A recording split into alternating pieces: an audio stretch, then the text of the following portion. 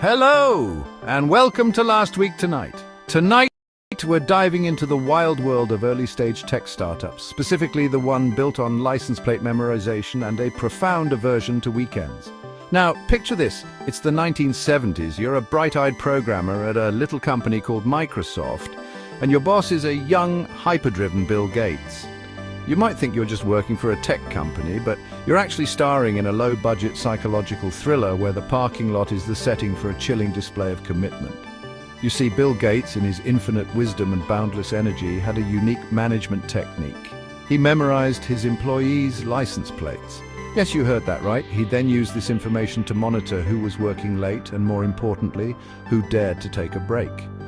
Forget fancy time-tracking software. Bill Gates ran his company like a hawk eyeing its prey from atop a parking lot lamppost.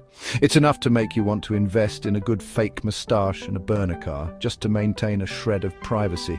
Now, you might be thinking, John, surely you're exaggerating. Nobody is that obsessed with work. And to that I say, my friend, you clearly haven't met early Bill Gates. This man was dedicated to his company with a fervor usually reserved for cult leaders and die-hard sports fans. Vacations, weekends, those were mere myths, whispered about in hushed tones, but ultimately dismissed as frivolous distractions from the noble pursuit of coding. Gates firmly believed that if you weren't constantly working, you were falling behind. And he wasn't afraid to let everyone know it. This wasn't just a company culture, it was a full-blown workaholic gospel with Gates as its unwavering prophet. Now, you might be wondering, what did the other Microsoft employees think about all this? Well, let's just say they weren't exactly throwing office parties in Bill's honor. Imagine this. You're a young, ambitious programmer in the 1970s, eager to make your mark on the world of technology. You join a promising startup called Microsoft, led by a brilliant, if somewhat intense, young man named Bill Gates. You're ready to work hard, learn, and be part of something revolutionary, but there's just one small problem. Bill Gates doesn't believe in weekends or vacations or, any semblance of a work-life balance. For Bill, work wasn't just a job, it was an all-consuming passion, a way of life. He lived and breathed code, and he expected everyone around him to do the same. Sleep was for the weak, food was fuel, and socializing was something you did while debugging code. This wasn't just a work ethic, it was a full-blown ideology, a gospel of grind that permeated every corner of Microsoft's early days. Gates's intensity was legendary. He'd pull all-nighters, fueled by nothing but Diet Coke and sheer willpower. His mind a blur of algorithms and business strategies. He'd challenge his employees to coding duels, pushing them to their limits and beyond. He thrived on the pressure, the relentless pursuit of excellence, and he expected his employees to do the same. Now, you might be thinking, John, that sounds intense. But, hey, maybe it worked. Look at Microsoft now, and you wouldn't be entirely wrong. There's no denying that Gates's relentless drive played a significant role in Microsoft's early success. But at what cost? Stay tuned as we delve deeper into the pressure cooker environment of early Microsoft and the toll it took on its employees. Let's hear from someone who experienced firsthand the unique blend of brilliance and intensity that was early Microsoft Paul Allen, co-founder and the Robin to Gates Batman.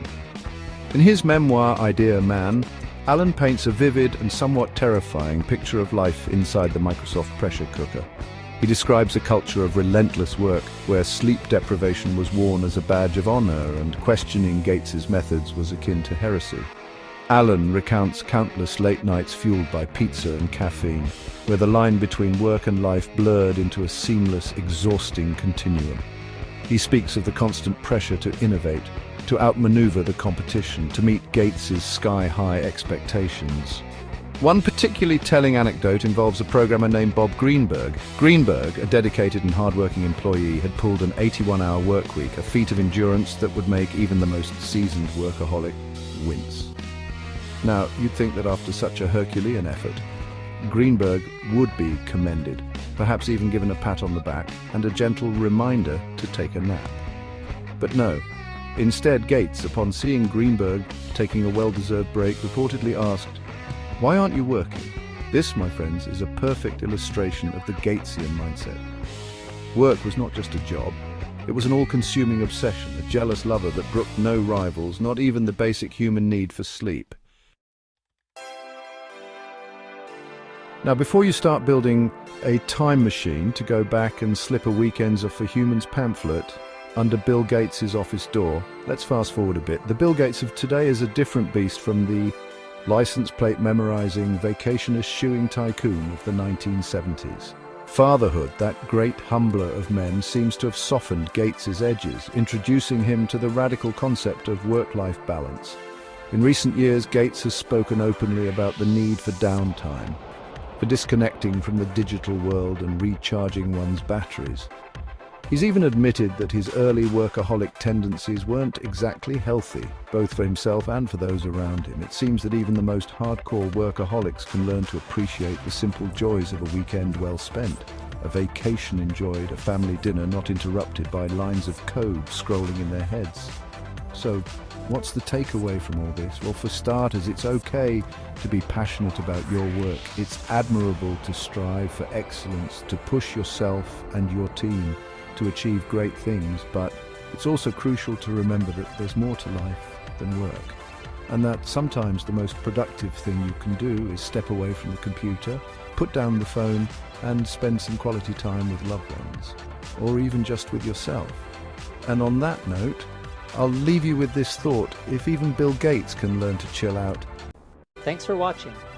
If you enjoyed this video, please subscribe to Always Mabel Canada and click the notification bell to get notified every time we upload all the amazing videos.